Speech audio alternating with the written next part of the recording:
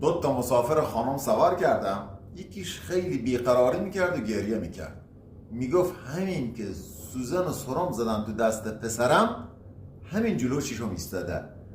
به اون خانم دلاریش میداد، گفت تو چشماشو ندیدی چقدر چشمای بچم ترسیده بود. خانم گفت دیدم خواهر، دیدم. کیک و شیر بهش دادی؟ بستنی رو 1 ساعت بعد بهش میدادی. گفت بچم پسرم شکموه. برگشتم گفتم خانم پسر چند سالشه؟ گفت 4 سالشه. گفتم 2 سال از پسر من کوچیک‌تره.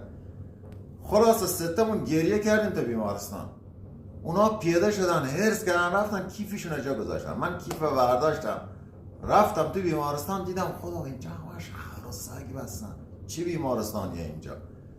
یه چند متر جلوتر یه سگ گردن کلفت نرخری بسته بودن به تخت، شبیه اسکوبیدو. یه سرم 10 کیلویی وصل بود بهش، یه سطلی هم غذا گپ و گپ داشت میخورد. این خانم تا رسید به سگه زانو زد، گفت پسرم. سگو برگشت گفت او. تا اینا گفت خانم قش کرد. خانم قش کرد و خانم دستشو میمالی، گفت دکتر چی کار میکنی تو؟ بچه داره سرش میکشه. دکتر گفت این نرقول هیچ چیش نی.